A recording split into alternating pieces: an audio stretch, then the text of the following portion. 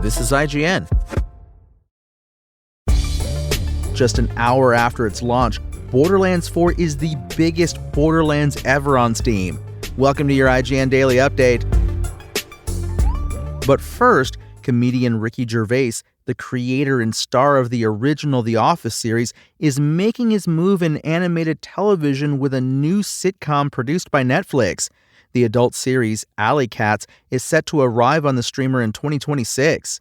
Gervais will star in the show, which currently has an order for 6 15-minute episodes, alongside Tom Basden, Andrew Brooke, David Earl, Carrie Godliman, Joe Hartley, Diane Morgan, and also featuring Natalie Cassidy and Tony Way. The comic is also co-directing the series alongside Elliot Deer. Alley Cats will also employ a 2D animation style pioneered by Blink Industries, an animation studio that worked on Don't Hug Me, I'm Scared and Dead End Paranormal Park.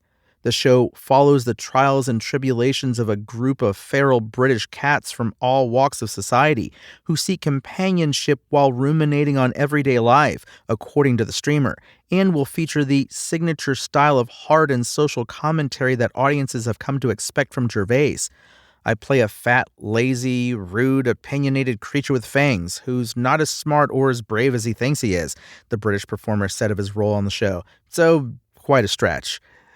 We don't have an exact release date yet for Gervais' new project, but Netflix has confirmed it will arrive on their platform sometime next year. Up next, James Gunn has revealed the first details on Man of Tomorrow, the follow-up to this year's DC Universe Kickstarter Superman. In previous interviews, Gunn had teased his next writer-director movie wasn't going to be a straight-up Superman sequel, and now we know why. Man of Tomorrow will see Superman and Lex Luthor team up to face a greater threat, with Gunn revealing it's as much a Lex movie as it is a Superman movie. Gunn was speaking about the film on Howard Stern's SiriusXM radio show, confirming shooting begins in April 2026 ahead of the film's planned July 9, 2027 release date, just 2 years after Superman came out. It's going to be out in 2 years, July 9, 2027, which is a relatively short time between sequels because we knew immediately where we were going, Gunn said. And it is a story about Lex Luthor and Superman having to work together, to a certain degree, against a much, much bigger threat. And it's more complicated than that. It's as much a Lex movie as it is a Superman movie. I relate to the character of Lex Luthor, sadly. The question now is who or what is this much, much bigger threat?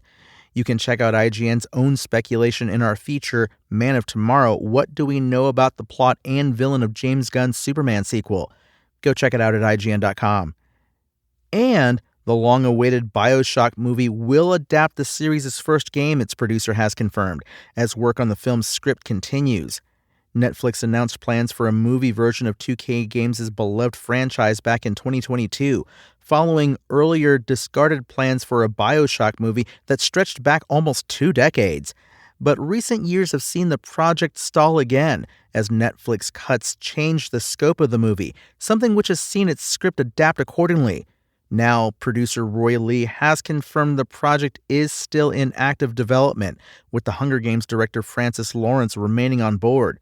Netflix wants us to keep everything under wraps, Lee told The Direct, but it's definitely going to be based on the first BioShock game.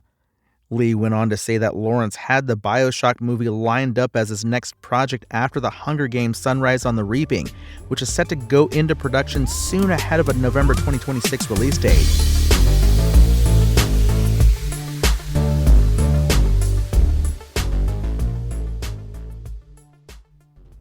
Borderlands 4 is out now on PC ahead of its global release across all platforms, and on Steam, it's already shooting up the most played games chart with a concurrent player count bigger than all other Borderlands games. At the time of this article's recording, Gearbox's looter shooter had over 193,000 concurrent players on Steam, making it the 4th most played game on Valve's platform.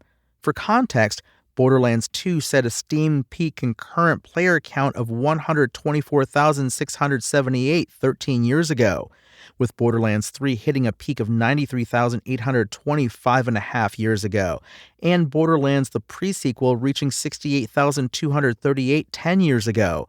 Borderlands Game of the Year Edition has a peak of 23,655.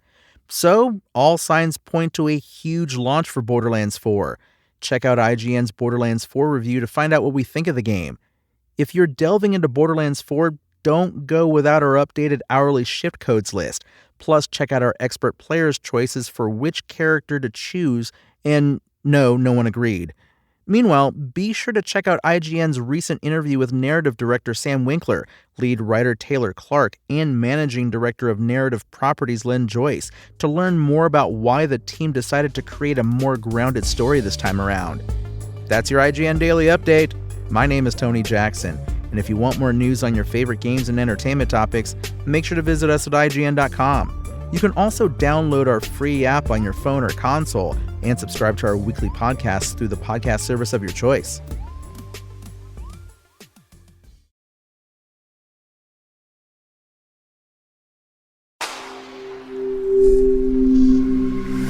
Spoken Layer.